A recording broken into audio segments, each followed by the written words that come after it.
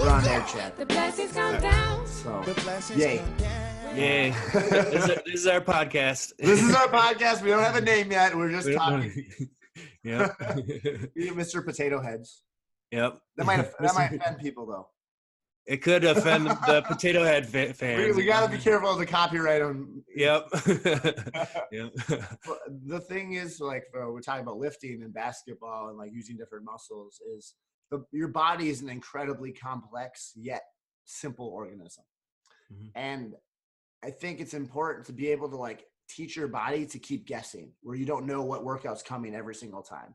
Yep. So a lot of the value of switching your workouts up or doing high rep, low rest, or low rep, high rest is as long as you're cycling through different changes, it forces your body to adapt. And that's where muscle growth happens.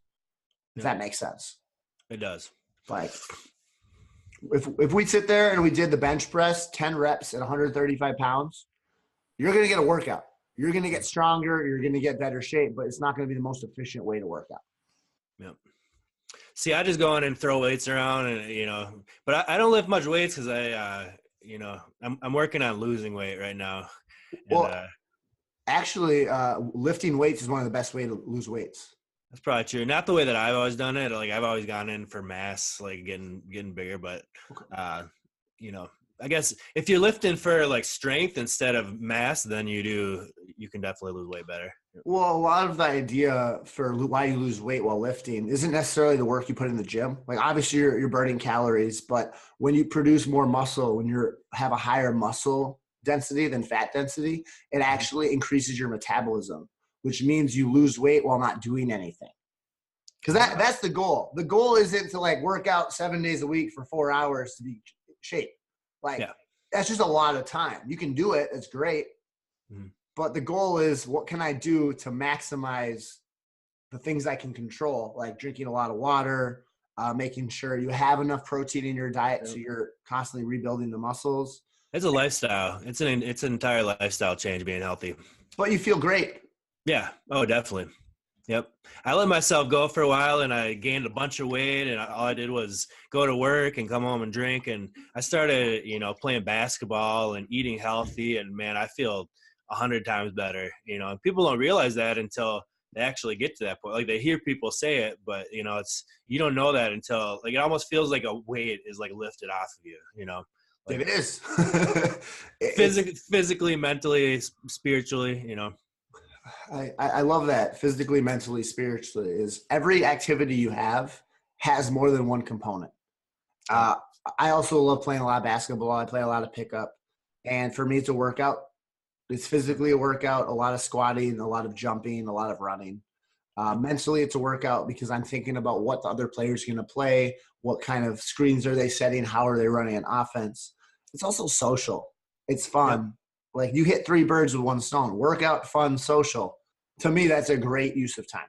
It is. That's why I love going playing basketball instead of, running on the treadmill, which I do every once in a while, but with basketball, it's boring. It gets boring. You watch the same CNN show, up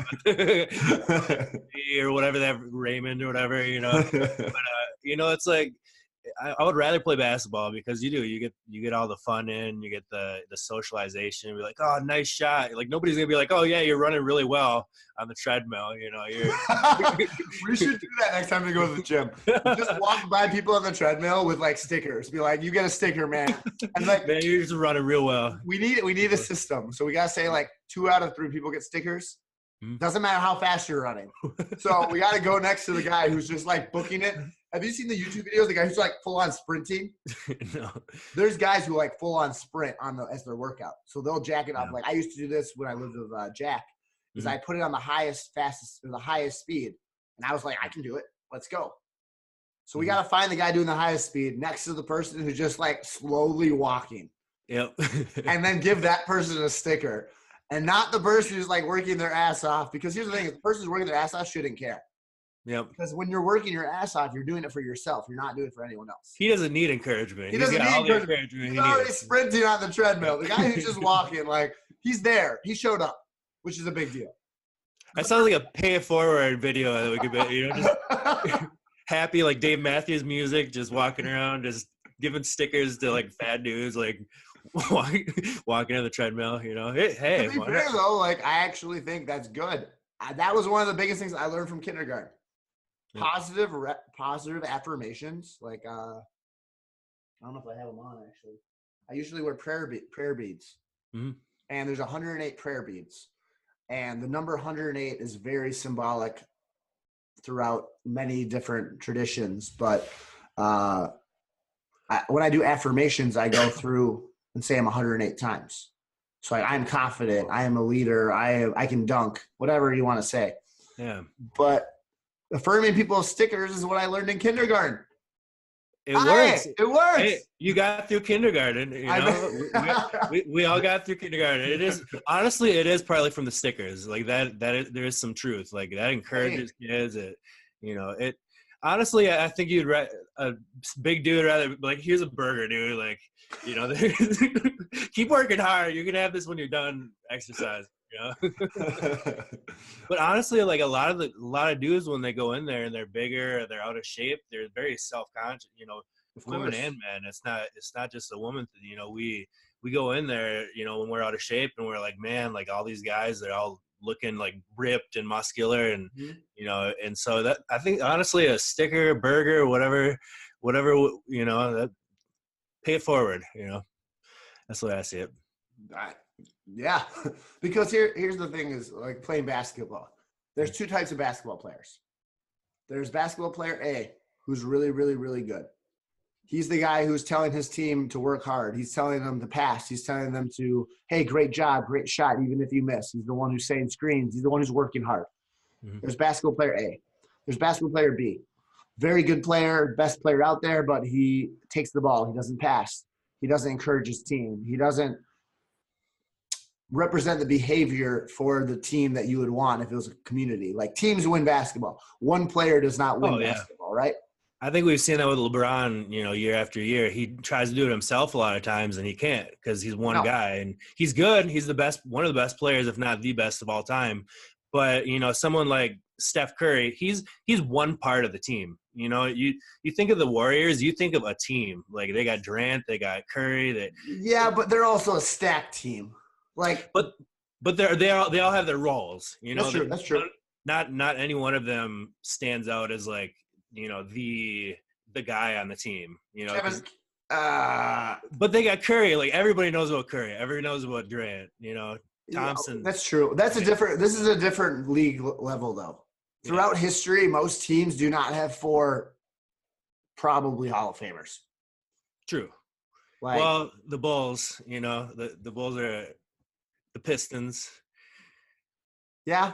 I would say there's, you know, but the thing is they become Hall of Famers because they get the attention from playing, you know, deep into the playoffs. Mm-hmm. You know, the Timberwolves, like we don't have Hall of Fame players right now, except for maybe Cat, you know, because we can't make it far into the playoffs. We're not a playoff team, you know, right? So, you know, a lot of those players that are Hall of Famers, they're Hall of Famers because they made it to the championship or they, you know, they're on a team where they're just full of, you know, amazing players. Well, that's one of the things that really disheartened me with Jimmy Butler is when I thought Jimmy Butler was coming to Minnesota from Chicago, I thought he was coming here to be the example for Andrew Wiggins. I thought he was going to be here because Jimmy Butler is one of the best defenders in the NBA.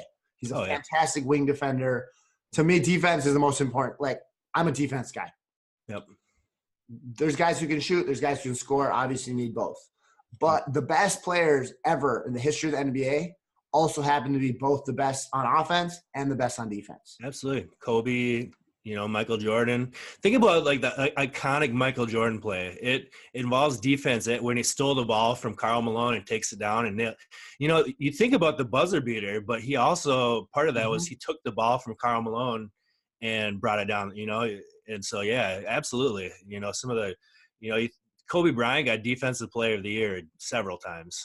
Same with KG. KG was the first ballot all defense. That's what made him so good. Yep. And people don't think about this stuff a lot of the time because when we watch basketball nowadays, I'll be honest, the Warriors have kind of ruined basketball for me. Yeah, I agree. Yeah. And I say that just because it's not their fault, but they play 3 points in. And they're all going to pull the trigger at any time, which is great. But that game has translated to pick up basketball everywhere in the world, where people all think they're Curry. And like I played the last weekend, right? And I played 2 games, and we were kind of undersized. We were a smaller team, but we played really good defense. We passed the ball really well. Yep. We won both games, right? We're playing pickup. You lose, you're off the court. You win, you keep playing, right? Yep. We get to our 3rd game, and one of my buddies, Chris, he leaves, and another guy comes onto our team. Similar height, similar build, similar skill level. The difference is this guy never passed. So he made a contested 3-point in the corner off of like, I think I had the ball in the post, and I dished to him in the corner, and he made a 3. Like off a pass. And then all of a sudden his ego got big. Oh my God. He took the same shot 12 times that game. He maybe made 1 more. He was maybe 2 for 12. And here's the thing. We ended up getting killed like 13 to like 7. And after the game, I was like, man, stop shooting that. He's like, I'm a good shooter. You don't even know. I'm like, it doesn't matter how good of a shooter you are. You're going to get the opportunity to take that shot when it's not hand on your face. Like, it's not a good situation. Let someone drive and kick. Let someone pass and rotate. Like, that's what makes really good shooters really good shooters. It's not the fact they're going to pull up anytime, anywhere. That's really important. It is. I'm not disrespecting that. But it's the team getting you to have the best shot. It's what is the highest percentage shot we can take as a team. Well, and the other thing with ball hogging is the other players start getting bitter, and they're like, oh, you know, like I'm not part of this team, or like I wish I would get the ball, and they stop playing defense as well as they could. They stop, you know, moving around, and you watch the dynamics of a team that has a ball hog on it.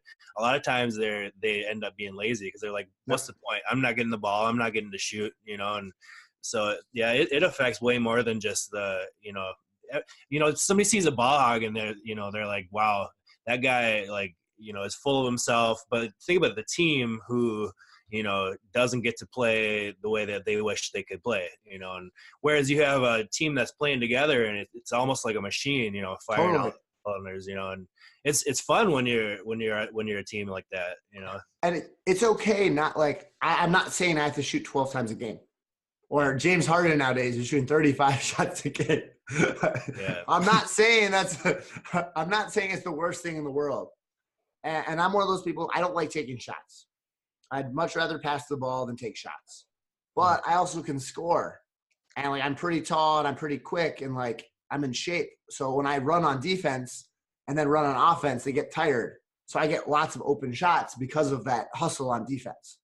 Yeah, I remember in college, a lot of times it was me and you scoring like back and forth, you know, playing in the post, you know.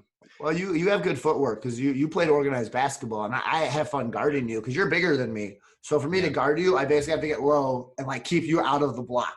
Yeah. Because like I'm probably quicker than you, but you're quicker with your footwork, and because you're stronger than me, you can take that big move to the basket and like I'm gonna go hands up, I'm gonna play good D on you. But I'm going to make you work for it. Well, because I played varsity, you know, for so many years, I learned little things that I don't even notice myself doing. And like the other day I was playing a pickup game and somebody was like, oh, like you just stepped on my foot. Like he's like, that's a good way to keep people from jumping. And like, I thought about it. I'm like, I do that on purpose. Like cause that's something like, you know, someone can't jump if you're.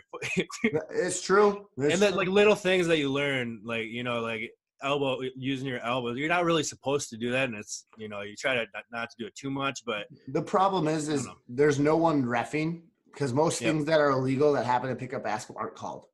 Yeah. So like I get it all the time. Like I'm one of those people who basically set screens and runs in circles. I get dudes who just hang on to my pants or my shirt who basically pull me all the time. And I'll do that. I'll do some hand slaps. I'll get them. I'll be like, get off me. Not all the time. Depends where I'm at. But it's something that I piss people off playing basketball all the time. Yeah. Because I'm like, okay, who's their best player? I'm going to go guard him. And he's going to score me still, right? They're still going to score, but they're going to have to work really hard. And they have to play defense on me, which is not fun for them. Because I'm running all the time. They're like, they don't want to do that. Mm-hmm. No one wants to do that. No. Yeah. Well, when you're guarding the pass, that's when people get really frustrated when you're like, you're in the passing lane and they're like, I can't even get the ball. Like, Well, that's good defense. it is. Your Yeah. goal is for them not to touch the ball, especially Yep. in the paint. Yep. That's what they, when you're playing organized basketball, that's one of the things the coach will tell you, like get in the passing lanes and like, there's so many things that playing organized basketball, you play pickup and it doesn't happen that way. Like It very can rarely happen. will you. It can, It's good basketball when it happens. Yes, absolutely. Yeah. Yep. Yeah, no, I love translating the fundamentals of organized basketball to pickup ball because people don't know how to deal with it because they're used to the lazy defense and the just chucking up threes like you said, which is the problem. Yep. Like that's what bothers me playing basketball is like when I play basketball, if I wanted to go shoot by myself, I would come shoot by myself. If I wanted like a workout, I'd go for the workout, but like I actually want to play good basketball. I played in league. This is the first year I've missed it in the last 5 years. I've been in the same league, and we've always finished like second or third. Mm-hmm. We always are not the biggest team. We're always not the most athletic team, but we play good team basketball. Yep. And we're competitive to that regard. Yep. A lot of the time. But it wanes because like last year, our best player went out injured, I think his second game. He like hurt his shoulder snowboarding, and he scored a lot of our points. He probably scored 40-50% of our points. And he played varsity. He played in college. Like, he's a really good player. But all of a sudden, it just made a huge vacuum for our team. Not that we weren't good enough to win without him, because we still won. We still made it to the playoffs. But, like, we didn't have that one guy who wants to score. Yep. And that was a role that I think I could have picked up better. But I have not been that player my whole life. I knock on wood because I actually am that player the more I play basketball. It's like I can score. Yeah. But I don't want to because I want to pass. Yep. Ironically, it's selfish being selfless sometimes. That's true. That's very true. Switching topics, and we talked about this a little bit on the phone, and it's okay if you don't want to go that direction, but we were talking about maybe feminism a little bit, and I really wanted to get that on the docket because it's been kind of like something that like since we talked, like I've been thinking about it and how there's good forms and there's forms that maybe aren't so good for for society. I don't know if you want to talk about what happened at all, but yeah, it's very. I've been thinking about it a lot as far as what place that that feminism has in our lives. Well, I think it's challenging because the underlying stable of feminism is men and women are equal. Mm. And I agree with that 100%. I think men can do any job women can do and vice versa. Yep. Obviously, there's extremes. Like, if there was a fire and I'm a 350-pound person, I'm more likely to want a larger male to carry me out of the fire than a smaller female. I'm not saying she couldn't do it, but I'm just saying on extremes, the most masculine people are going to be men. The most feminine people are going to be feminine, right? They're going to be females. That's just it's a 0 to 100 spectrum.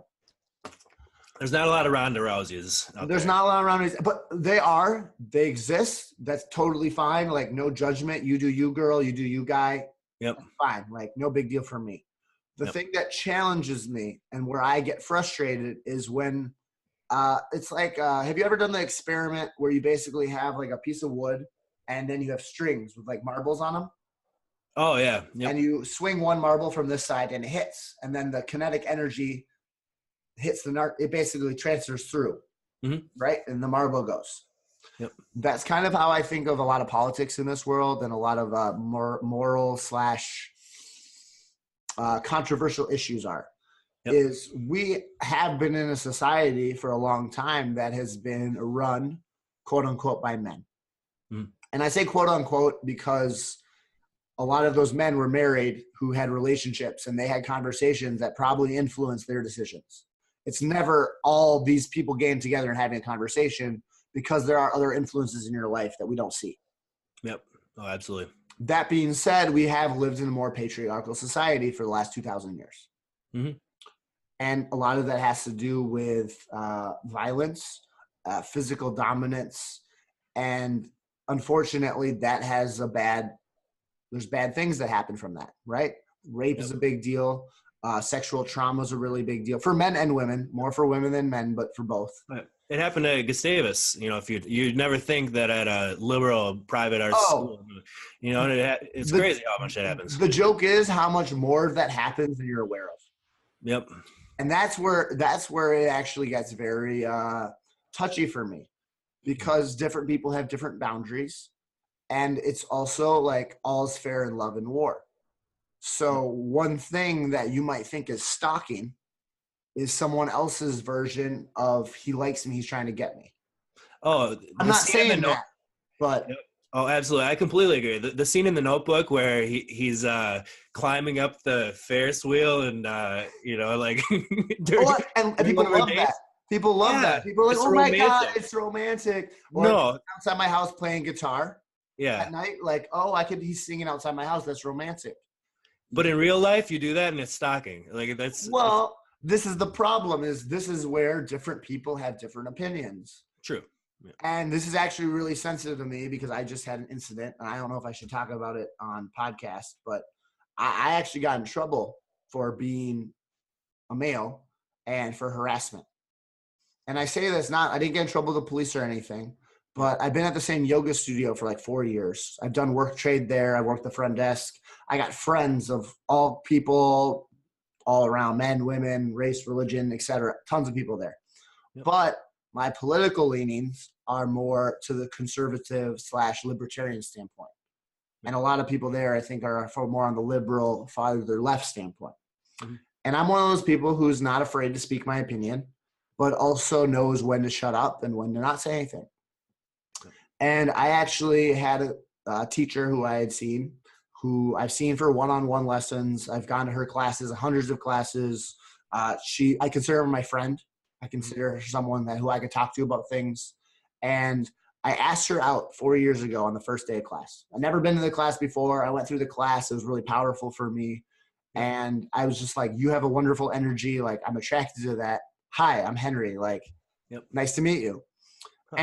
And she told me, and then she's like, hey, I don't date students. And I was like, oh, makes sense. Like, cool. I love the class. So I got membership, kept going to the class, right? Yep. Going to the class for a couple of years and getting to know people in the community. I love the class. I think it's super powerful. It's Kundalini yoga. That's the yoga that I teach. And I went through teacher training. And I went through all the practice. I went through the stuff. And I still was seeing the same teacher for classes. I saw her a couple times a week. We were familiar, friendly, whatever. And partway through my teacher training, I asked her a question. And she's like, oh, hey, do you want to talk about Kundalini? Like, if that's the case, like, oh, we can hang out. And I told her no. I said, I'm not interested in talking to Kundalini. So moving that boundary from the yoga boundary to the maybe, like, regardless of relationships, like, you're still another human. I don't only have to talk to you about this one subject. Yep. And that's me. That's a boundary. I get that. Yeah.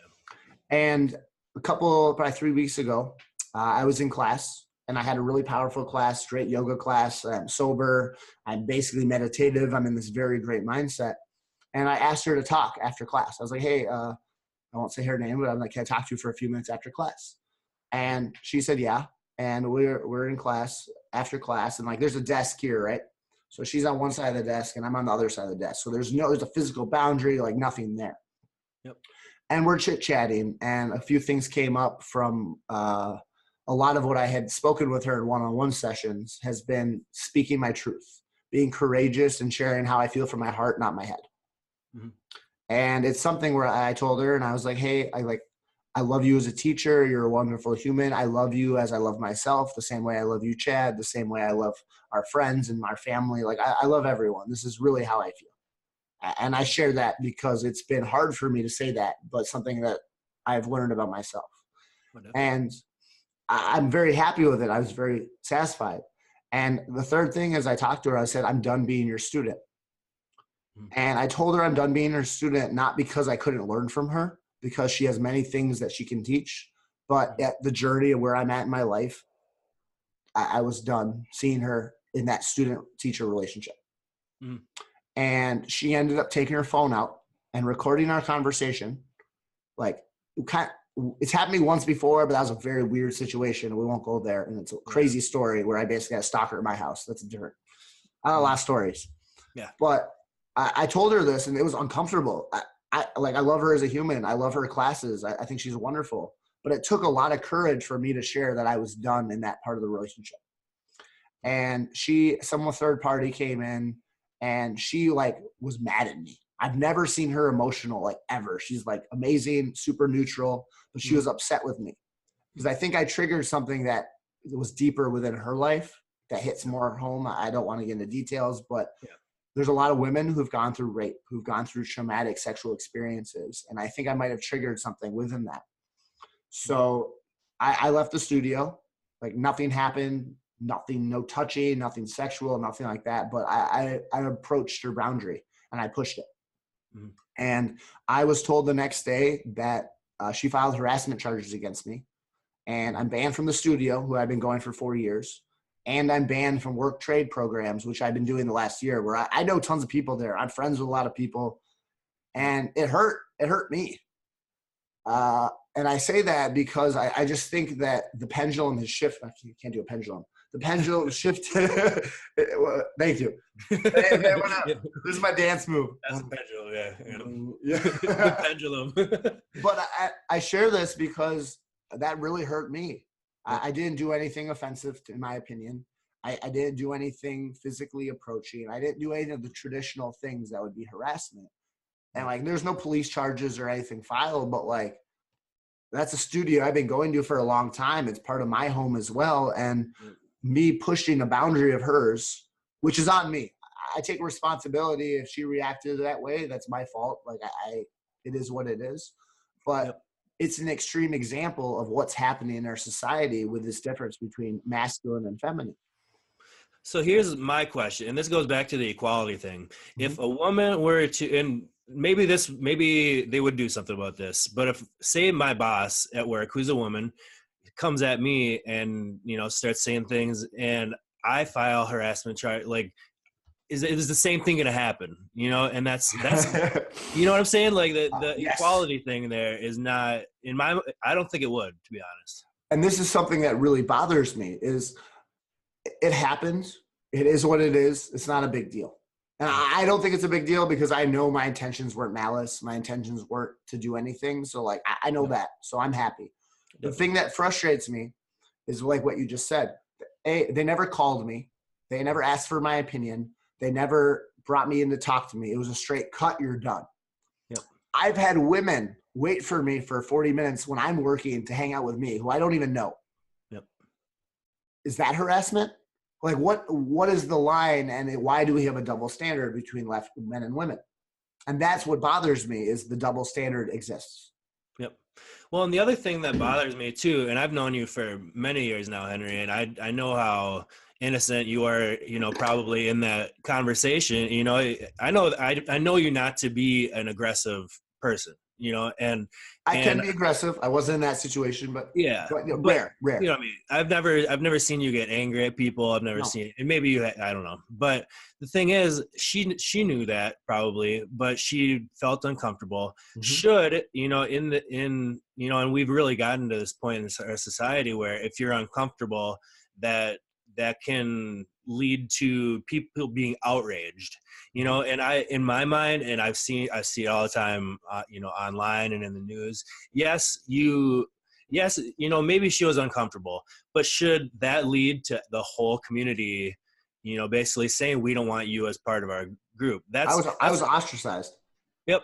And to me, they call it the outrage machine, and it's all over the place. Mm-hmm. And, I consider myself moderate, I guess I would say, but, I've spent a lot of time around people who are liberal, and they get angry at the slightest thing.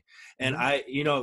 I would be, in the midst of, in college, in the midst of feminists and Asian cultures groups and all kinds of diversity.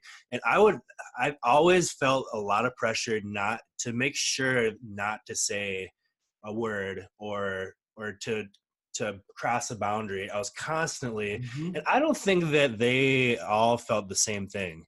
And I think as a white male, we, maybe not just as a white man, as males in general, we have to be very careful in so many, and I'm afraid to ask a woman out for that very reason, that you brought up. And I do think that people are aware of it, Mm-hmm. and even us just talking about it here, honestly, like, I feel horrible that happened to you. And I don't think that, maybe, yes, she should say, I would rather not see you, but for the entire community to, ostracize you, to me, that's wrong. Well, it bothers me too, is because she's leaving for a trip for 4 months. She's not even here. Yep. Like, I'm fine either way. My life will go on. Like, it's a lesson I've learned from it.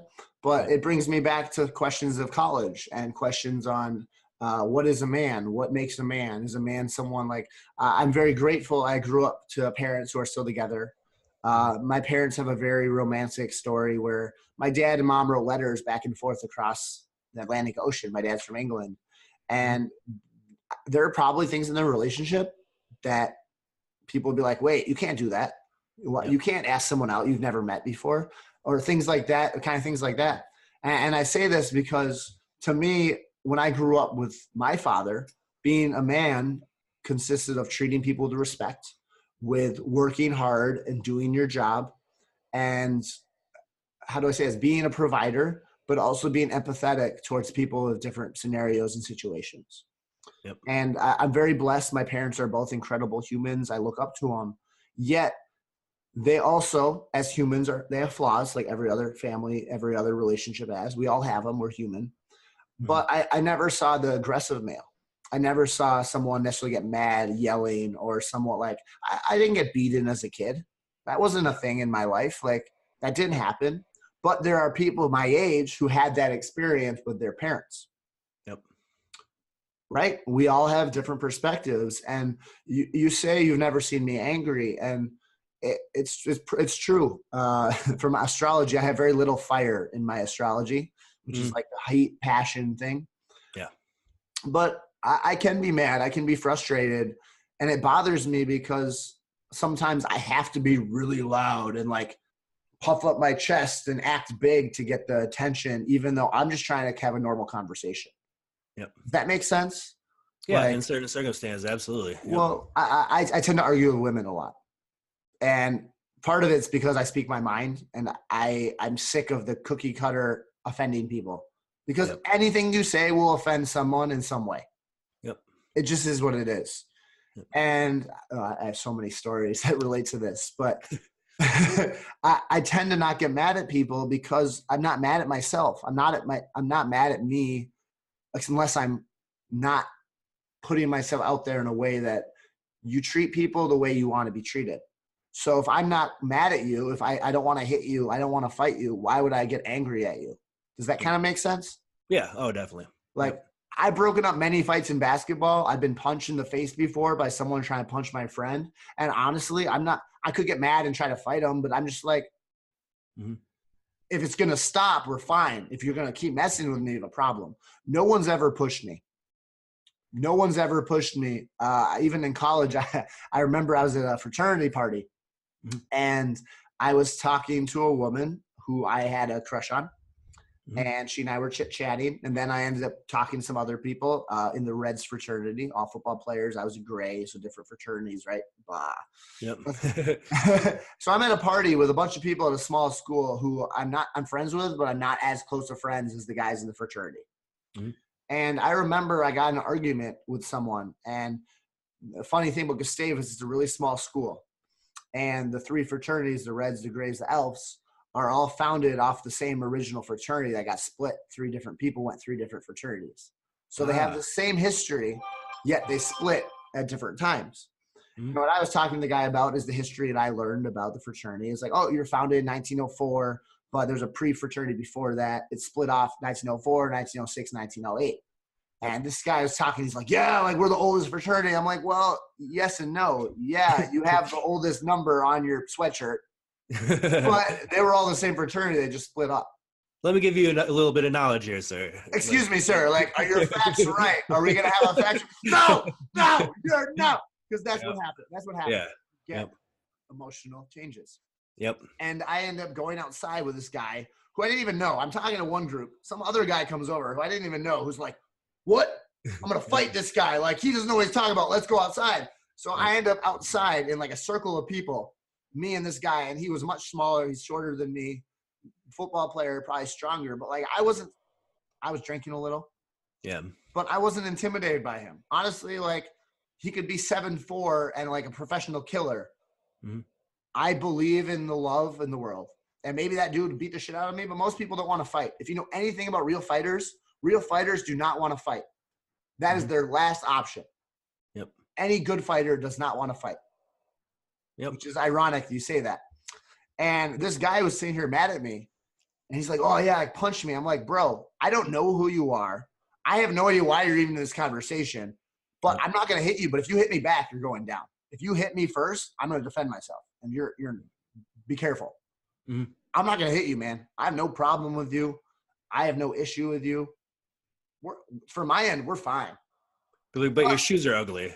The issues are ugly. Like, I have no issue with you, but your shoes you really should.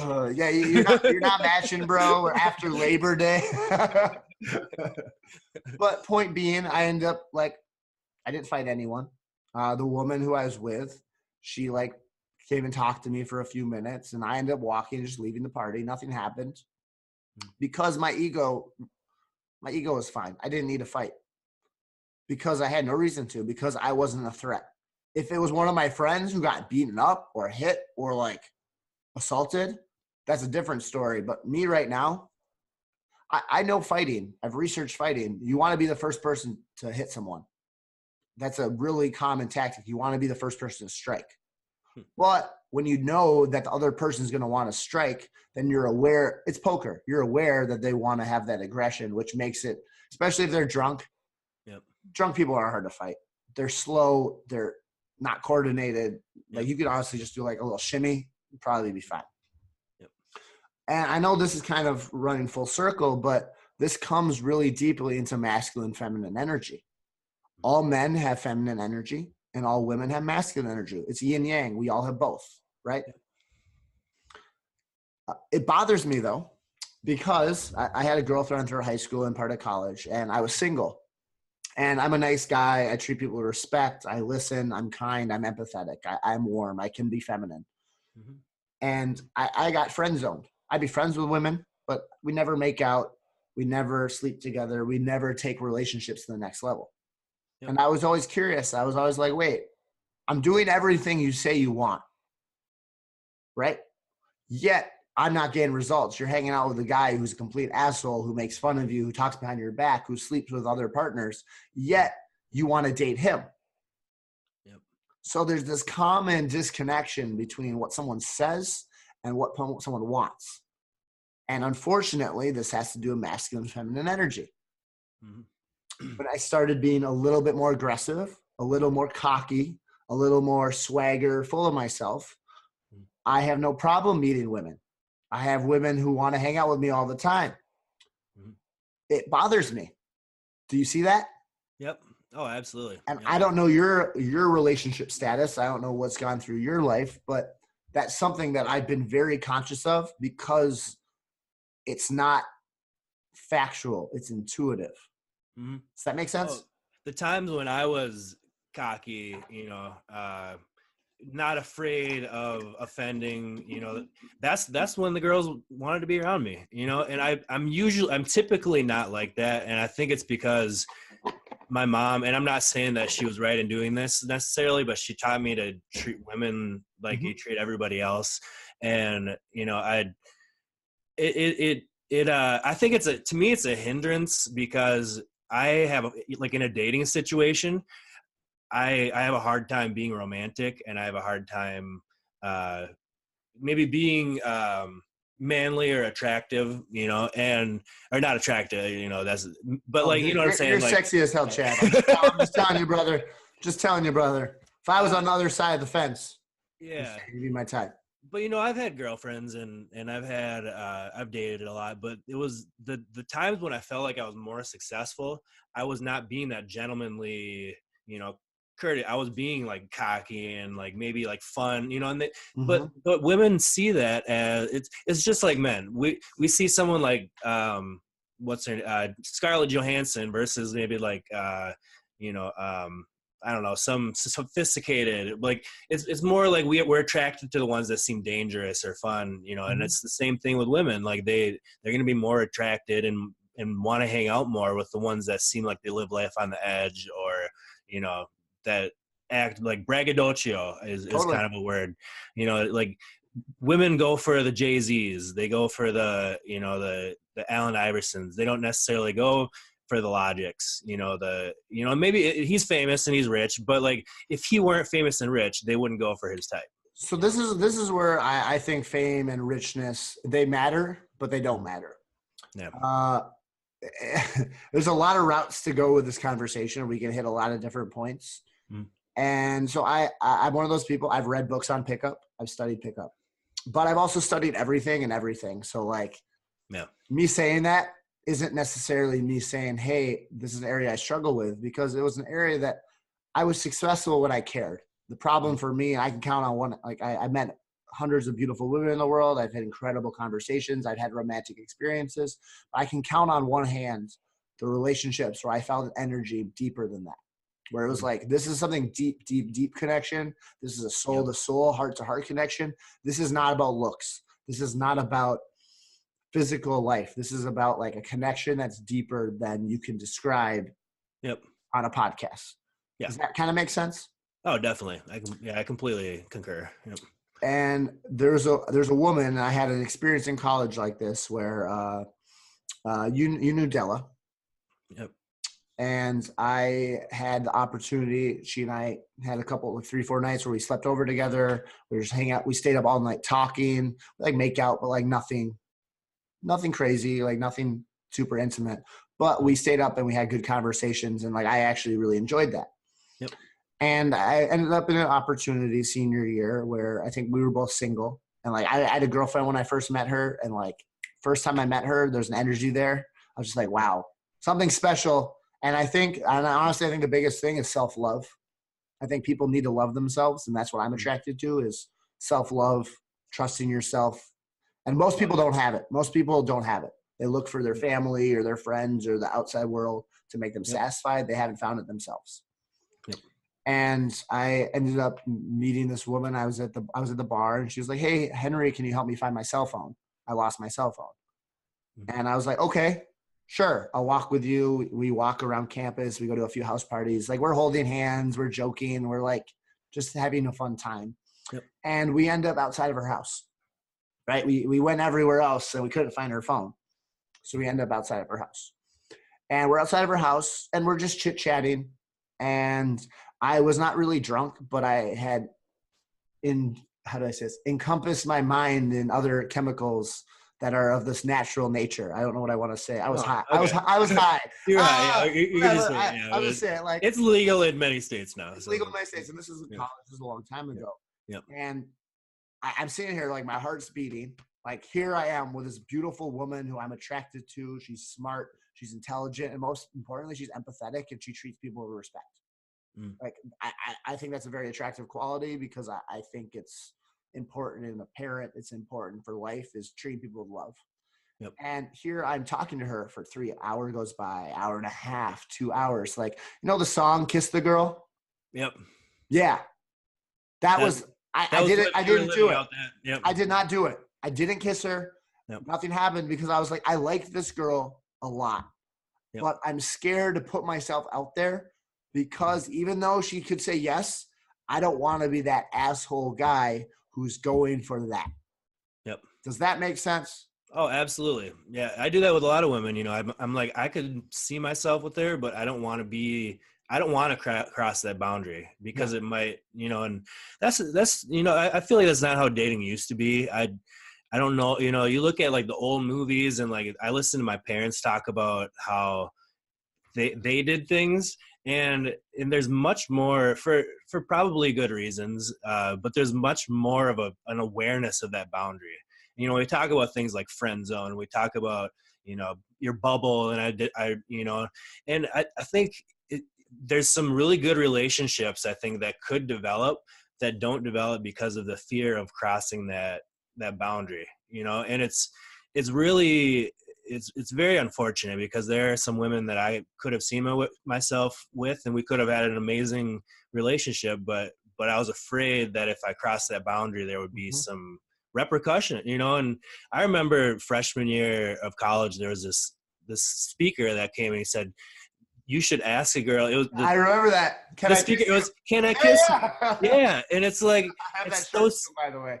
I had, you know, friends who were women come up to me like, no, that's not, like, I would feel uncomfortable if you asked me if I could kiss you, you know, like if the moment's right, you don't like, but that sort of thing is very prevalent, you know, just that idea that, like, this needs to make sense. This needs to make 100% sense before we go for it. But that's not the way that love is. That's not the way that organic relationships happen, you know. And so, you know, what your experience with your teacher, you know, I haven't had that happen because I'm terrified of it happening. You know what I'm saying? Like, Chad, two things real quick. I ended up, her friends came back. I ended up tucking her into bed, kissing her on the forehead, and left. Yep. I was super gentlemanly, but it ruined probably any chance I had in a relationship, because I think the courage to be vulnerable is going 90% of the way. I'm not saying you grab their head and you're like, what's up? Not like that, but it's attractive to be a little aggressive, because you are being vulnerable in the fact that she could reject you. And rejection's a very deep psychological thing, because how humans grew up is we are in communities of 100 people, where if you got rejected, everyone knows about it, which is what can ostracize you from society, ostracize you from the society, and put you in a state where, hey, now I'm scared because I took a risk. The risk fell through. Now I'm in a worse situation. And I think that is actually one of the biggest lessons for human beings, is that's when every single romantic story I've heard, every single thing that I've actually like seen happen, is when one person or both people are willing to be vulnerable. They're willing to share their true opinions, their true emotions, their true love, and be okay with the judgment that occurs. I'm hurt by what happened to me at that studio, but I don't blame anyone else. I blame myself for having the courage to speak something that was hard for me to say. I'm not an idiot. I could have shut up and been like, okay, I'll see you in class next week. Not a big deal. I escalated the situation, I think, with my energy of basically saying like, hey, I'm done being a student. I don't mean to hurt anyone. I say these things out of love. I say this in the fact is it took me a lot to love myself in this world. It took me years. It took me energy. It took me going through my own periods of development and growth. And I'm so happy with who I am. I don't care about my beard. I don't care about how I'm perceived by the world. I got called a terrorist the other day. And I got called a terrorist. I'm like, really, bro? Like, I carry around the goddamn Constitution of the United States. Yeah. But all this being said is, I think that's something that has been lost in a lot of men, where they're afraid to put themselves out there. They're afraid of pushing that comfort zone. And I haven't spoken to every woman in the world, but almost every woman I've talked to finds it romantic. They find it attractive to make a move. They want their partner to stay. Because here's the thing is, your eyes don't lie. Your body language doesn't lie. There's a lot of communication that's not verbal. Yep, absolutely. So kiss the girl. I encourage you, man. Obviously, you need some good signs. Maybe I'm not the person to listen to, but like, I don't have anything in my life, you know, that is of that nature yet. But I may soon. And do I take that chance? You know, I think and the thing. Here's the thing. So I'm not a huge Donald Trump supporter. I'm not. You know, some things that he does bother me, but I'm more of I support him more than I did originally. And here's why. I stopped watching the news. I started interpreting things through my own personal lens, and the outrage machine that exists everywhere, I've shut that out of social media, and now I think of things. And here's Donald Trump got away and is continuing to get away with things that most men would not get away with, and he's almost untouchable. And I think our country we obviously want that because we voted him in, because we're sick of the outrage machine, of the political correctnness. I have a lot of friends who voted for Trump I have a few friends who voted for Trump, but part of the reason why is the political correctness thing. They are so sick of being afraid to say things, and people, we shouldn't have a right to be offended and have the other person, feel bad. No, like if I didn't mean to hurt you, then why, I can apologize, but like, should we really have to be ashamed of ourselves if we do, So, I think there is going to be a shift, and I think we've gone very far to this political correctness, like this whole, like, oh, my feelings are hurt, so I need to make a big deal out of it, But when I say that, I hurt people's feelings. When you share your intense emotion, you're actually hurting someone else's feelings, which is, I'm sorry to interrupt, but the golden rule: treat others the way you want to be treated. But I'm talking about, like, if you're a comedian, for example, or, you're just making a post on Facebook, if I post on something on Facebook saying, I think, people who are obese are a health risk for, our health system, which is a fact, but all of a sudden someone says that's offensive. Well, that wasn't why I said it. I said it because it's information that I find to be important. And, but somebody has, I wasn't trying to hurt people, essentially, but someone's hurt. Should I then apologize? And that's what I'm talking about. I don't agree with hurting people on purpose or being offensive just for the sake of being offensive. I don't see that, but I don't think we should be afraid to speak the truth just because it might hurt people, And that's, I guess that's where I stand in political correctness. If it's true, then it really shouldn't, it shouldn't hurt as many people as it does. The thing that challenges me is the statement of it's true, right? We have this world right now where facts, fake news, what's real, what's fake. And if you take a step back from it, right? Yep. Take a step back from that idea is a lot of the sources that produce information are controlled through a narrative, right? They have people who give them money to produce the show that have a board of directors who are owners. All these companies are owned by the same people. Like, that's pretty much, regardless, Trump, non-Trump, they're both controlled by big money donors and big money people who have a sway in what's going on. I think political correctness is a really difficult thing. I grew up very liberal. I grew up, like, I volunteer. I've worked in homeless shelters. I've worked at food shelves. Like, I believe you reap what you sow. The more you give, the more it comes back to you. I believe that. This is part of who I am.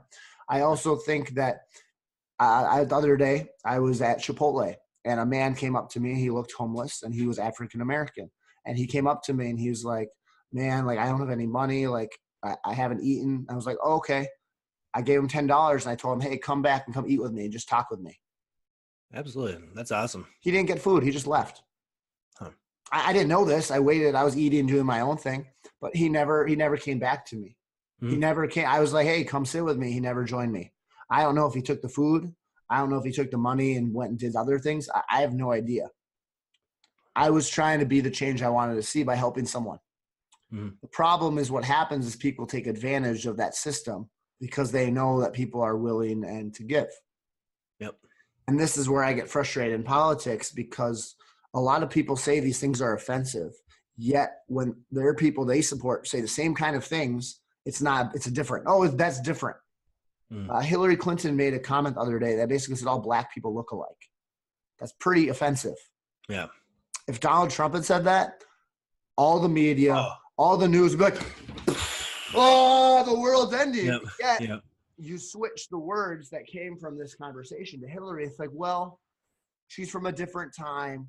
She doesn't know better. It's different. And it's like, this is the definition of hypocrisy. Yep. Like, it happens all the time. Like, again, I'm deep down the rabbit hole and I'm a poker player. So I'm thinking many steps ahead. Yep. A lot of what's happening, and this is my belief, I don't believe it, don't believe it, doesn't matter to me. A lot of what's happening from the liberal media is a projection onto Trump, the things that have actually gone in their party. Yep. Have you heard of the Uranium One deal by chance? Mm-mm. Okay. Have you heard? Okay, so what the Uranium One deal, it happened, I believe, during the Obama administration when Hillary Clinton was Secretary of State.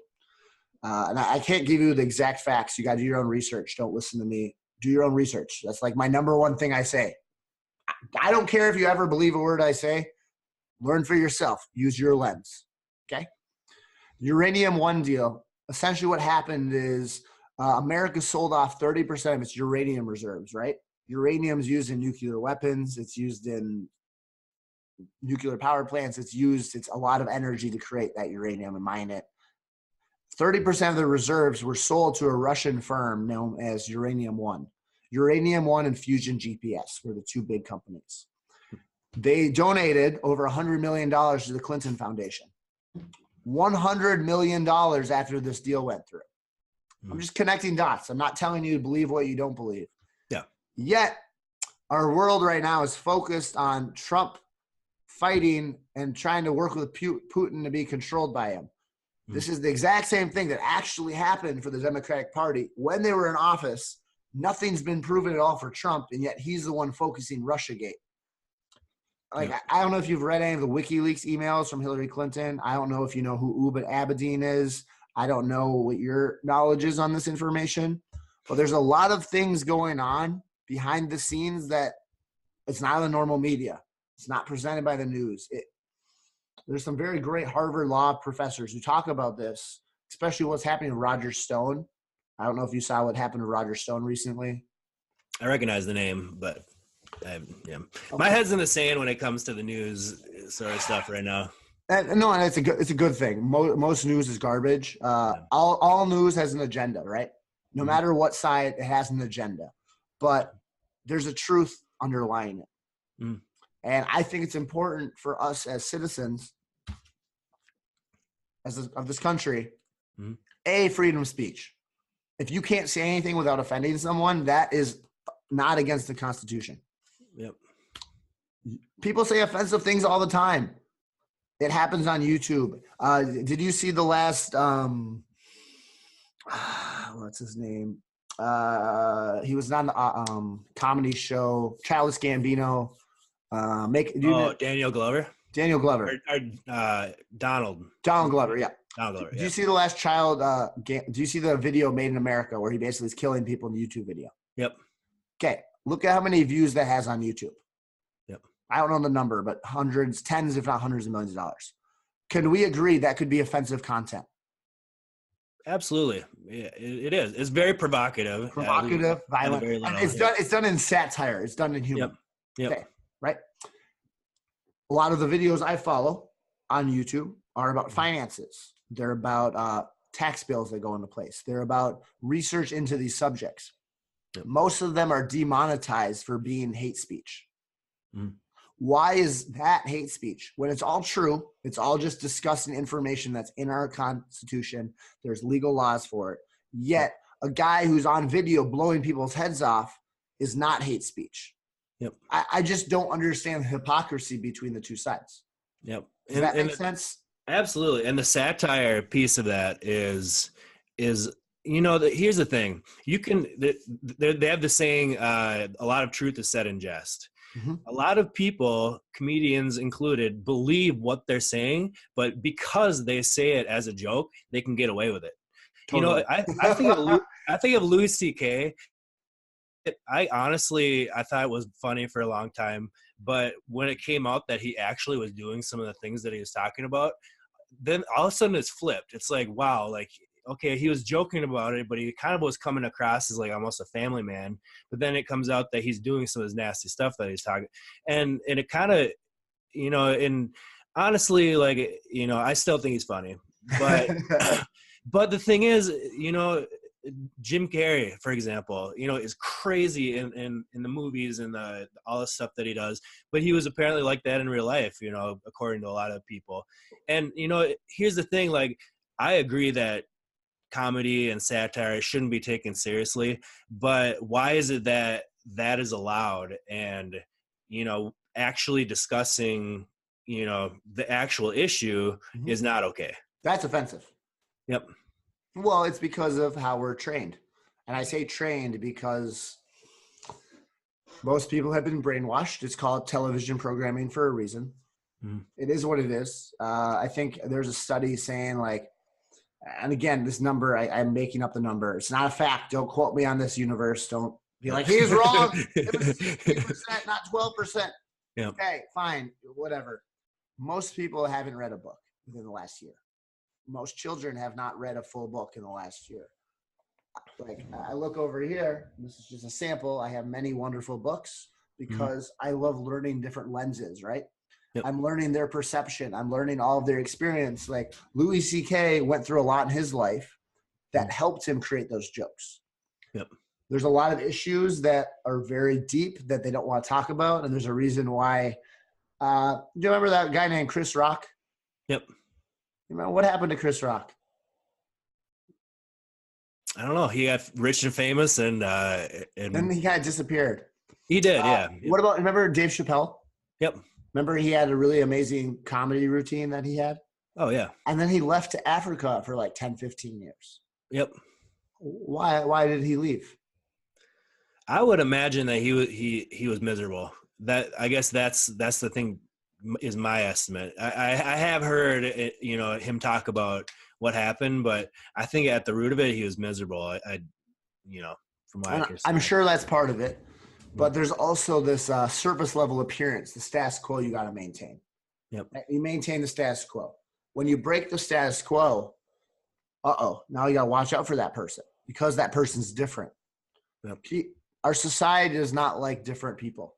It does not like free thinkers. It wants us all to conform, us to turn into our Netflix and our TV and don't cause problems. Go to the sporting events, just be a drone. Just be an ant. Yep. Just be an ant. Just be a worker bee. Be a worker bee, worker bee. Because when the society realizes, especially in America, but it's all over the world, the Yellow Vest protests going on. France is on their like 12th weekend now in a row. Protesters. There's a lot of far right movements that are kind of counter to that far left that was kind of indoctrinated into this gooey free world. It's just pendulum. That's such an awkward thing to have to represent. It's like my dance move. Yeah. You get the fingers going. Yeah. Pendulum. What? There we go. That's the name of our show, Pendulum. Hey, I like that though because I can't. It's actually pretty cool. Yeah, you got a hand signal even. Yeah, I can do. I'm better at this one, but you can't do that. Oh, world's over. Yep. I just did a salute. I'm a horrible human being now, which is really funny. They've been talking about progressive socialism. Have you heard AOC talk about this? You're not.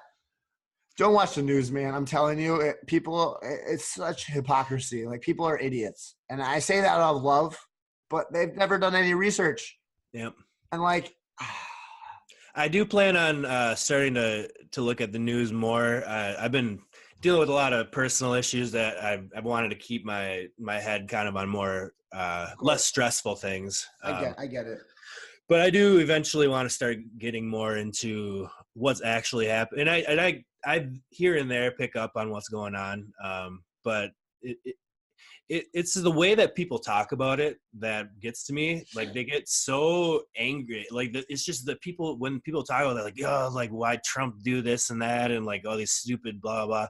Like, I like having discussions like this, because honestly, A, it's more pleasant. B, I think that's where real change happens, in discussion, not in this debate sort of back and forth, like anger based, talking. And so, I feel much more productive when we can have conversations about things than like when people are going back and forth, which, is what gets views and clicks and everything, Of you know, but course. it's like, but you know, is it really productive, you know, is my question. And so that's why I've strayed away from what's going on, I guess, in the news, but you know, I do plan on getting back into it. And I say with a grain of salt, I'm not saying you should devote your life to studying this, Yep. but there's a bigger picture stuff that's going on, Mhm. and a lot of what's going on is behind the scenes. They just had some abortion bills that were passed in New York that are pretty extreme. That basically, again, I'm not saying I'm pro or anti. That's not what I'm saying. I'm just saying they have legal rights to kill a child after it's been born if it causes harm to the mother, or if the kid could grow up with a disability or quote unquote autistic, Down syndrome, where they can kill the baby. And I'm not saying, I'm not making a comment on my views on that situation. I'm just saying there are laws that are passed that are enabling people to do that. And I think it's really challenging when the government gets involved in these social issues and these issues because they don't know what they're talking about either. Yep. Just like like, right. I'm not a parent, right? I have never been a parent. Yep. You would generally believe someone who's been a parent more so than someone who hasn't been a parent, right? That just makes sense. Absolutely. Yep. But talking to every single parent I've ever talked to, no parents have any idea what they're doing. Does that kind of make sense too? Oh yeah, So, so if no one, I concur with that. I actually work with a lot of women who are parents, and they're half the time they're like, I have no idea what to do, you know, and I'm sitting here like, oh, maybe if you did this and that, like, you know, like reasoning with it, but I don't know what their kids are like. no, Kids don't listen to reason. it's actually interesting you say that because there's a study. I'm not going to quote it because I don't know off numbers off the top of my head, Mm-hmm. but they did a lot of research in children. And let's say you tell a child you can't have dessert after dinner, or you can have dessert, or you can't climb the chair, or you climb the chair. All children hear is the verb. They hear climb the chair. They don't hear the no. They don't hear the don't. They just hear climb the chair. And they don't actually understand that they're not doing things wrong because it's like do or do not, there's no try. Mm-hmm. I think I can, or I think I can't, I'm right. What matters is the words that you associate with yourself. Mm-hmm. And when you're a child, you're way more susceptible to your family, to subconscious behaviors. Like you see kids I saw a kid the other day, a 4-year-old drummer who was like he's 4 and he's playing music at like an adult level. He probably saw someone playing music and was like, oh, I'm going to try this. Yep. And being young kids are not afraid of failure. They're not afraid of screwing up because they don't care. They don't know. They just spent the last 2 months falling, laying on their face, getting up again, falling, walking again, falling, getting up. Yep. The problem with oversensitivity to me in this world is people are so terrified of failure that if anything's different from what their presented outcome is, their only way to react is emotionally. Yep. That bothers me. Like, absolutely, emotions are good. They're good. Yep. You know, something you said about kids, you know, thinking you say don't climb the chair. Well, so adults are like that too. You know, someone sets a New Year's resolution. I'm going to avoid chocolate cake all year. Well, in their mind, what they're thinking is chocolate cake. But so what they should do instead is, okay, I'm going to eat oranges this year. Because then that's what you're focusing on. You're focusing on like, I should eat oranges. And I've as you know, had to work on staying sober over the last few months and last year.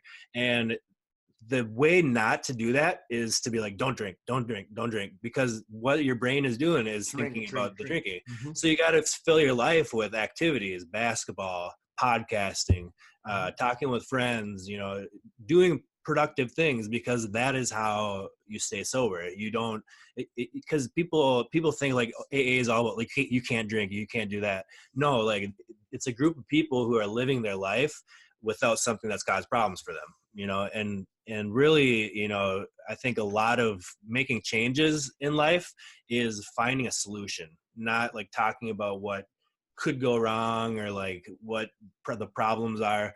the real people I think that are making the changes in the world, they're finding solutions. You know what I'm saying? And really, you know, I don't think there's a lot of people that do that. I think most people would rather talk about the problems.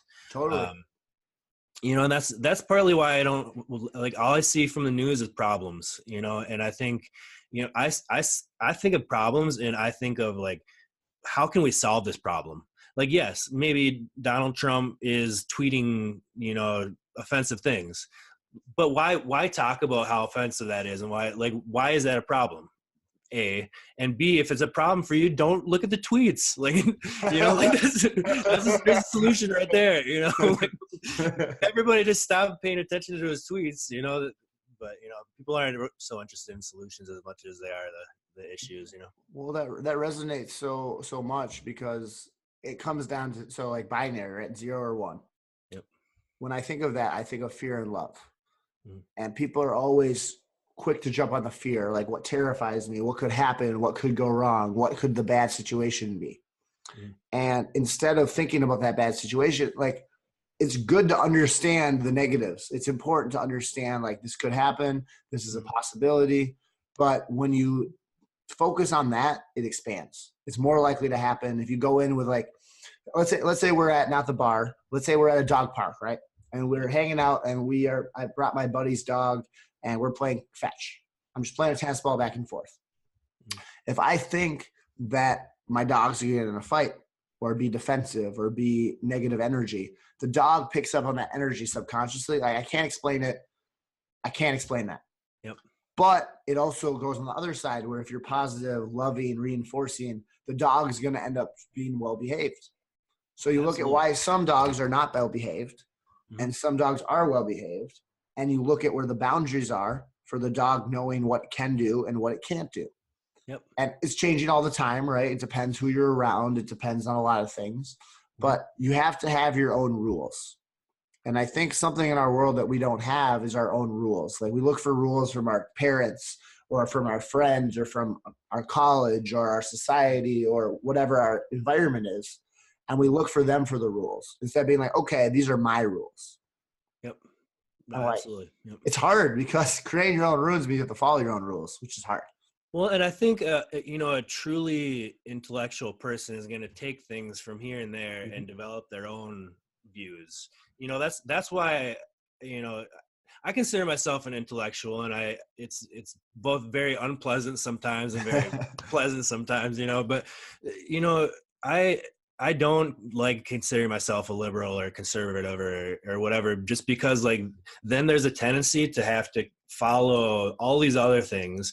Whereas if you're just a free, independent thinker, you can believe whatever you want to believe. You know, in my mind, I believe what's logical. You know, I believe what makes sense to me, and you know, and so and to me that's a point of pride that I think.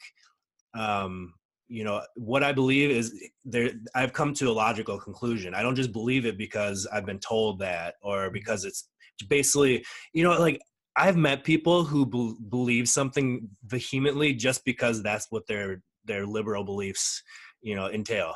You know, like someone who's like, yeah, I'm pro-abortion. Why? Like, do you have any reason why you have this? Because a woman has the right to make that decision. Yep. She also has the right to sleep with you or not sleep with you. Yeah. Again, different story. She also has the right to use protection or not use protection.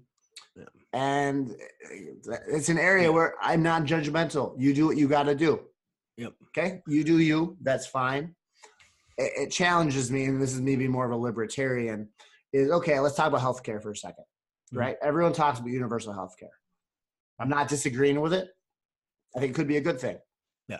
And how would people feel if there was ice cream tax, where every time you went and get ice cream, it would cost you double, triple, let's say triple. Let's say all of the junk food in the world, because junk food is known to cause problems such as cancer, such as obesity, such as things like that, mm-hmm. right? There's studies that show you are what you eat. It's been said throughout history. Yep. So now all of a sudden, let's say we're going to do healthcare. That's fine. But you now cannot eat this food unless you have a lot of money. You have to be a millionaire to eat shitty. Is that going to piss people off? Oh yeah, absolutely. Why would that piss people off? It helps society. It helps society be healthier. Because they want ice cream. Because they want to eat junk food. It's their right to have that, right? Yeah. Oh yeah, definitely. It's their personal right to be able to choose what they want. In most people's minds, yes, I think that's the case. Yeah. Okay. Here's universal health care. I'm young, relatively young. I work out pretty much every day. I eat very healthy. Why should I pay for someone else's cardiac surgery because they've been eating burgers their whole life for 40 years? Yeah. Because it's my right to not give you money for that, just like it's your right to say you can't tell me what to eat. Yep. And I bring this up with people, and people like freak out. They can't talk to me about it. They can't be logical. No, and they won't. They that's because they have their own beliefs, and they're in this box, and they don't want to leave that box. I agreed with them. I agree with healthcare, but with stipulations, that's when it turns people away. And not to interrupt. So no, yeah, I completely agree. I think if we are going to have this national healthcare, which I do think we should, I think that there should be some guidelines. Like we're all taking care of each other now. Well, let's also say, okay, if taking care of each other does not just mean we're going to take care of you when you're at your worst health, but we're also going to try to curb certain behaviors, like smoking, yes, I believe in the freedom to smoke, but unfortunately it causes health problems. If we're going to have a national, healthcare, then maybe we need to curb smoke, and I have coworkers that would strangle me for saying that. But honestly, if that's the direction we're headed with everybody paying for everything, let's do what makes sense and be healthy, and as a society, we have that ability, we can set laws for stuff like that. It's going to make people mad. They're going to complain.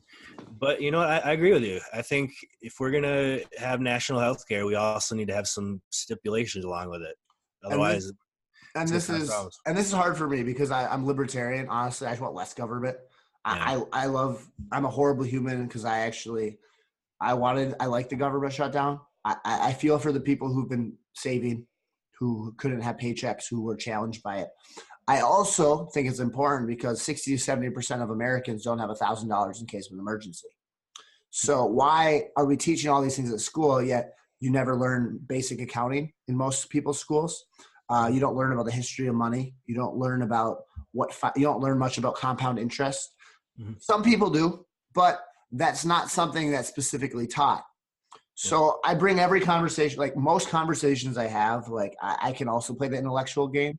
Mm-hmm. I can bring any conversation to any other conversation, right?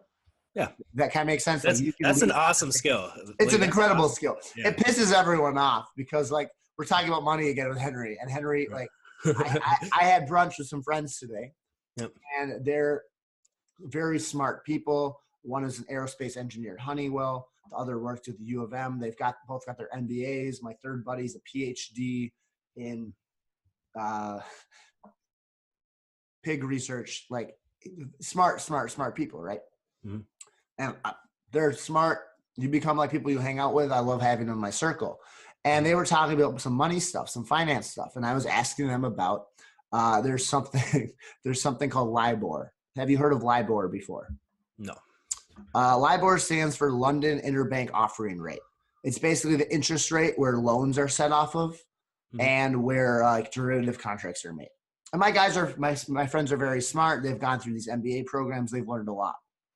And they didn't know any of this information. They're like, no, Henry, we don't know. Tell us. And I'm like, well, I didn't pay that much money for my school. I just read it. And they were like, is that jab? And I'm like, yeah, that kind of is, because you put in a lot of money on master's programs, and there's value. There's tons of value. The network is really important. You are hardworking. There's so much value in there, right? I'm lazy. I'll be honest, I'm lazy. I'm the first to admit it, but I'm also very educated. And I'm educated because of my own enjoyment of these things. So LIBOR is probably one of the small things that has, like, have you heard of the Pareto principle? Yeah. Okay. So interest rates, monetary policy, in my opinion, is that like really small niche that has huge impacts. It controls how much your mortgage rate is. It controls your car loan. It controls your credit card debt. It controls your student loan payments, right? It's all associated with these numbers. Yet most people have no idea what these numbers are, even though they affect everything else they do. So any industry you get in, you'll talk about money or a currency or wealth, right? It's energy. There's only so much in our budget. Oh, we can't afford it. We can only do so much. There's always money. So it always comes back to that idea of money, which to me, money is energy. Like you put your time in, you go to work, you're trading your time, your soul body for experiences to provide value for a company that in turn give you energy to spend on what you want. Rent, car, concert, movies, food, whatever. It doesn't matter what it is. I get frustrated because I am one of those people who brings lots of money because everything you do comes down to money. Why are you going to grad school? Why are you going to be a doctor? Obviously, you want to help people, you want to change lives, but there's also some paychecks there. Does that make sense? Yeah, I would agree with you 99%. The 1% that I don't agree with. See, I have become extremely religious and spiritual over the last couple of years for various reasons, but money is important to me. But if it came to see, the thing that I would always bring things around to is God. Because that's what I'm focused on. That's, I read devotionals every day. I go to church, and, I never would have seen myself doing that. And you probably would have never seen me doing it in college. I think it's beautiful, to be honest. But it's really turned my life around, and it's been a light in my life when I didn't have that, at first. But money, I do 100% agree that money is important, in our lives. But I also think that it can be too important almost. It's the root of all evil. Yeah. Love of money. My dad used to teach me, money is the root of all evil, and it made me not want to make money. But I do think the love of money, it causes a lot of problems in our world. I agree. And so I don't know how to handle money very well. I unfortunately, have spent a lot of money at the bars. And so Chad, not to interrupt you, but real quick, from what comment you made, I can already give you advice that would completely change your life. And I say that not because I know much, but because the only person who knows you is you. You said that your dad said that money is the root of all evil, which you then said is an association with how you treat money because you saw your dad or your family treat money in that regard. Does that make sense? Yep. Oh, absolutely. Yep. I think the biggest thing, and this doesn't get talked about, I've worked for financial advisors. I've worked in banks. Like I've seen this, but this topic almost never gets discussed. Your psychological relationship to money is something that you need to understand. And you need to understand it because for the reason love of money is the root of all evil. I actually agree with that because money will never make you happy. It will give you opportunities that can make you happy, right? If you have more of something, it's easier to travel. It's easier to eat healthy. It's easier to make your time be more devotional to God, right? If you had unlimited money, you could spend more time worshiping or reading devotionals or reading the Bible because you wouldn't have to worry about trading your time for money. Yep. Oh, definitely. Yeah. It should be a non-factor is really what it should be, because we should be living our lives the way that we want to live it. Unfortunately, we're not able to do the things we want to do sometimes because we don't have money. And actually, the Bible talks about money more than it talks about any other subject, and it's because it's so important, and it was important back then. It's important now. It's going to be important in the future. Guess who the first person Jesus got rid of from the Holy Temple? What's that? What people were banned from the temple? Tax collectors. Money people. Yep. Yeah. Yep. And I say this, again, my education is very deep on the subject, but I also agree with you in the love of God, and we define God as different things, but to me, God is just everything. This microphone's God. You're God. I'm God. I'm looking at the picture, the water bottle, PlayStation. All of this is God, right? These are all molecules vibrating on this. No, it is God.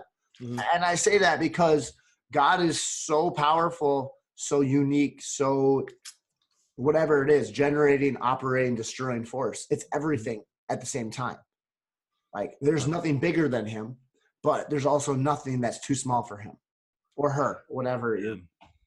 See, I have a hard time substantizing what God is. I think God created the universe, and he, is behind a lot of what happens, but I have a hard time believing that God is things like anger and or like violence, like that I like to think of God as being good, and I think that bad is the devil, and that's just my point of view, I guess, and we may differ on that. That's polarity. Yeah. Yep. But it's I respect every point of view, and I know you respect mine, and that's why we can discuss it. But religion is a tough thing to talk about because it hits home at such a deep level for people, and that's one thing that I'll never talk about at work. I'll talk about politics and everything, but yeah, it's a big part of life, and but what you touched on with the money, that's absolutely true. That we need money, and God wouldn't. I would say nowhere in the Bible does it say we don't need money, and it's important. Well, it's hard because what we have is money now. Wait, I don't have it with me. We don't use money; we use currency. Yep. Just paper, which is printed out thin air. That's a whole other subject. Which I have many smart friends who went to Gustavus who argue with me about this all the time, and I'm just like, I love you guys. That's okay, but you're missing the big picture. You see a tree, there's a forest out there. But when I think of money, I actually think of energy. I love the Nikola Tesla saying, I like to think of the world in energy, frequency, and vibration. Those are the levels that I have. When you talk about God, Chad, you're raising your frequency to a God-like level because you're talking about things that are infinite. You're talking about things that are just way higher than this existence right now. Yep. When you talk about sex, drugs, politics, you kind of bring your vibration down really, really low. You bring it to like this, I don't want to say the scum of the earth because that's not the right thing, but it's a lower vibration, right? It's a sinful level. It's a sinful level. Yeah. When you drink, the original word alcohol derives from, I believe it's akul, which is Arabic and essentially means evil spirits. So when you drink shots, they're called spirits for a reason because they allow negative. Again, this is not a fact. The word's a fact, but I'm not saying like evil people talk to you.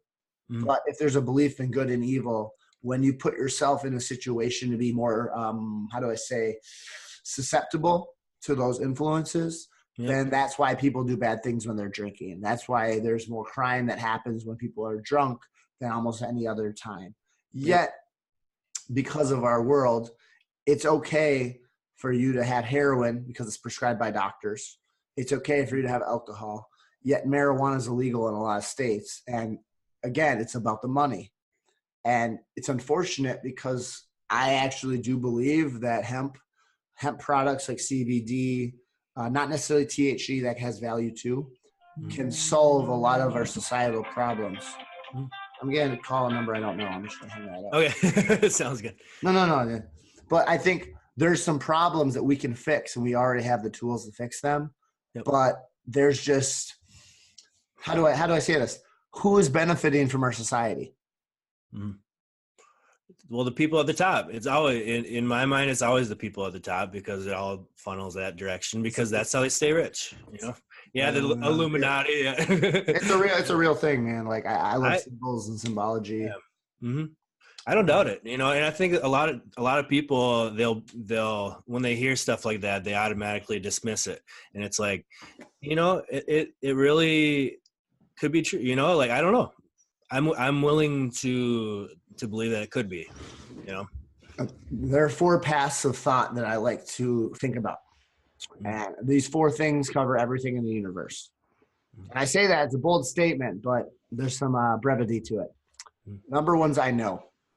These are things that I've experienced myself in my situation and my circumstances. Again, they change because we all have different circumstances. But I know if a girl is playing with her hair and leaning into me talking and looking in my eyes, she probably likes me a little bit. Yeah. Can I prove it? No, but I know. I don't know what's going on in her life. I don't know if she just got out of a relationship. I don't know if she's married. I don't know if she has been just had her final and it's been. I don't know what she's going through. Mhm. Right. I know that I don't know her life. I know that I've never walked a mile in her footsteps. I know that I don't know what she's going through at this time. There's all these things there, right? I know I don't know. Mhm. I don't know that I don't know what she's going through. I don't know that she may have or may have not have gone through sexual trauma in her past. I know I don't, or I don't know that she has got abused or she had a marriage that fell apart because of cheating. I, Mhm. I don't know any of this stuff. I don't know that I don't know it. And that's what relationships are. Relationships are sharing yourself so you can give a perception of this is my reality. How can you learn from who I am? Just like how can I learn from who you are? And I believe you can learn from every single person on this planet. I don't care how much money they make. I don't care how much their education. I don't care about any of that stuff. Man, woman, child, gender, religion, all that. Mhm. And that is how I see people. I recognize the first rule of the Aquarian age of Kundalini Yoga is I recognize the other person is me. Mhm. And it's a really strong statement because we don't know anything. Mhm. We've all gone through different lives, different experiences, different outlets. And when we instantly judge people without actually having the conversation, Yep. we just lose. We just bring to that lower vibration. Mhm. Like when you talk about God, when you talk about higher frequencies, when you talk about the universe, you talk about love, you talk about opportunities and hopes and dreams, you're Yep. raising your vibration. Yep. And everybody can talk about that. Of That's course. everybody's got beliefs on that. But and something you said earlier about you are the other person. That reminds me of a Christian value that love one another, love other people as you love yourself. And that is such a hard thing for to wrap. I have a hard time wrapping my mind around, because then I start thinking like, well, do I love myself this much, and should I love other, but basically what it's saying is what you just said, that I am the other person, that we all have similar needs and similar desires and similar traits, and we should love each other the way that and and so I think it's so cool, like looking at different philosophies and religions and seeing the commonalities between them, because it's beautiful to me. I actually went to a Unitarian church once, and I was expecting big things of it, but it ended up being a puppet show. It was the weirdest thing. They went around handing puppets out to these people, and then they went up and read a script, and they did. And I was like, man, this is a wasted opportunity. No, bro, that's incredible. I can't believe you. That's amazing. They had a puppet show at the church. That's wonderful. That's an amazing. Yeah. Where was this? See, Portland. Okay. When I lived in Portland, which can explain it. Well, But honestly, like I should have had more of an open mind to it, because maybe if I would have stayed long enough, I could have learned more. Because in all honesty, I've heard a lot of what is in churches, but going to like a Unitarian church, or like if I was going to go to a mosque, I would learn more, because we learn more by being around things that we haven't been around before. Experience is the best teacher. Absolutely. You learn by doing. Like, Yep. I'm really good at failing, Chad. I failed at many things in my life, and I only devote a couple years to it, which is good and bad. There's a quote about that. Success is being able to go from failure to failure without loss of enthusiasm. And I can't remember who said it, but it's such a good quote. So yeah, sorry to interrupt though. No. It's just saying, like, I could do a job. I could go find work, and I could do the job, and I could be a leader if I needed to be. I could be a worker bee if I needed to be. I could be a storyteller if I needed to be. I can wear many hats, right? As humans, we can wear many hats. The thing that is the most important thing for me, and we're in Aquarius season now. I'm an Aquarius, and it's the idea of freedom. And freedom to me is self-acceptance, self-love, understanding that no matter what I do, if I'm the best, if I'm not the best, did I try my hardest? And the hardest thing for me in this world is trying my hardest. And I say it not because I'm not passionate, I'm not bringing my energy there, but I care what the world thinks. And the more I care what the world thinks, the more I become sedated in laziness and reading and being intellectual and being going to the bar and pissing people off on purpose, not on purpose, but like I like playing devil's advocate. It's kind of fun for me. Mhm. But when I speak with my head, I lose people. When I speak, like I can have all the facts, I can have all the knowledge, I can have the information. We're like, hey, slam dunk, this is the answer. Listen, Yep. I can have all that. If I don't speak from my heart, no one listens. Mm-hmm. So what I've been doing in my life is backwards to most people. It's been deep, deep, deep work on who I am and my own self-love and being who I want to be, singing more, dancing more, rap music more, cooking. I do journal, right hand, left-handed both days. That's really cool. If you want a fun experiment, try journaling with your opposite hand. Your handwriting will suck, but you're going to use different parts of your brain you haven't used in a long time. Like But left and right at the same time, or I haven't got there yet. I'm not quite there yet, but it's like basketball. If you can shoot a right hand hook and a left hand hook, you're pretty unguardable. Which is True. how it is. Very true. Very true. So Yeah, no, definitely. Something I was gonna say something about something you just said that really struck me. Yeah. So I go to AA meetings. Helps me stay sober, and when I sometimes I'll formulate the coolest story and like the with the awesome values and everything, and like people will be like, oh yeah, that was. But I speak from the heart and I say something real. People, it connects with people. And they like, I will get like, oh, that's awesome, you know, and I'm not sure why, but it's mostly because our heart doesn't always make sense. It doesn't always make logical, but like if you speak from experience and from your heart, it connects with people, you know, and it's the craziest thing. Human beings are perplexing. I have my psychology degree and I learned a lot about what could be and what, you know, so I know that I don't know a lot of things, and you know, and human beings are crazy that way, in that we understand the heart more than we understand logic, you know, and it's a beautiful thing in my mind, you know. when we can do it. Yeah.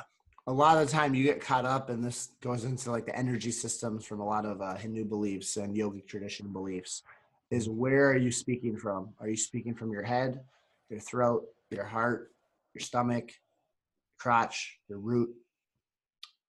Where you speak from also is where that energy comes from. And it's all connected. It's like, imagine like a street, you talk about seeing the light.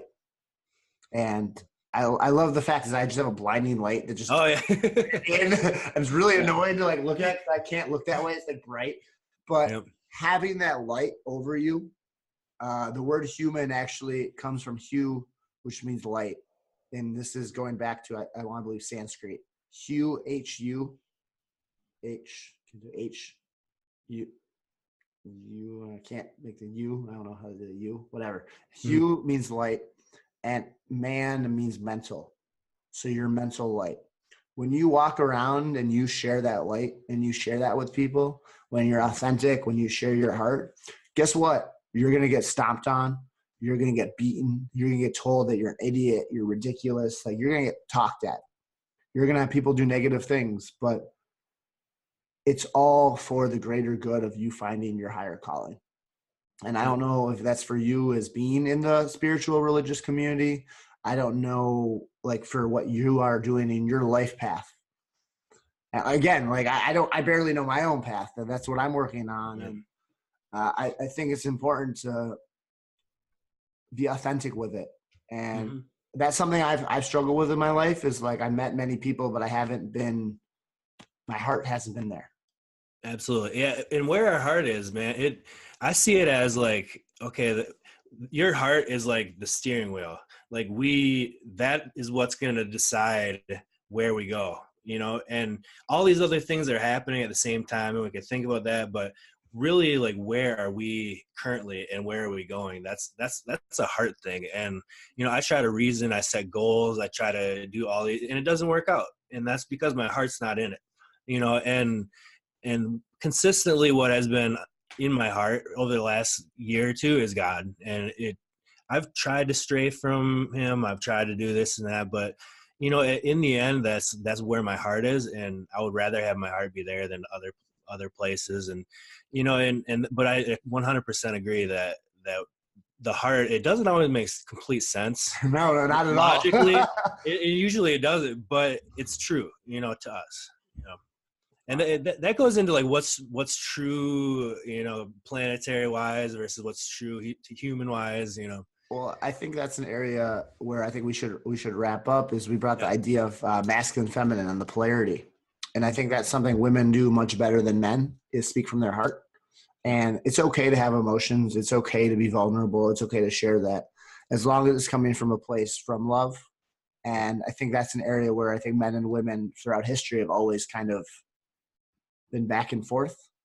Is just because of, I think women love more than men do. I'm not saying they do, like I'm not comparing the two, but women I think suffer from a lot of self-love problems more than external love problems. And I think men are the same way. I think we all do, but men are way more likely to mask those feelings so they don't actually tap into the vulnerability, where I think women are more likely to share that with their girlfriends or their family or their friends, which allows them to heal more than men in a lot of ways. And if you look at breakups, it's usually the men who get hurt the most out of breakups. And it's usually the men who fall in love first with a woman, not just because of vulnerability. Is when the man is, hey, I'm vulnerable, I share my love, and they get rejected, that's like, oh my God, I'm going to close off. I'm going to be ice cold. I'm going to be distant from people. I'm not going to get hurt again. Yep. And I think it's really important to realize that it's okay to get hurt as long as you get back up and you keep sharing your truth and your love. And I think we should, do you have final words for Pendulum Talks? Pendulum, is that what we're going to call it? Pendulum. I like it. It's a cool name. It's pretty cool. Yep. I should get my better dance moves out. Yep. No final words, man. I love the heart talk. I love the energy. I'm big on energy too. I actually really got into Hinduism and Buddhism for a while because I really liked the energy, positive energy and negative energy, and so I appreciate that. And man, I always enjoy talking to you, Henry. And if we maybe we'll start a thing, the pendulum. Pendulum. We have a pendulum. Teach me that. Double pendulum. I gotta be like you gotta be like relaxed, like chin in to fully get it. Yeah. Well, this is what a lot of Kundalini yoga is literally doing motions like this for a long period of time. Huh. Like this is a workout you do, is a meditation.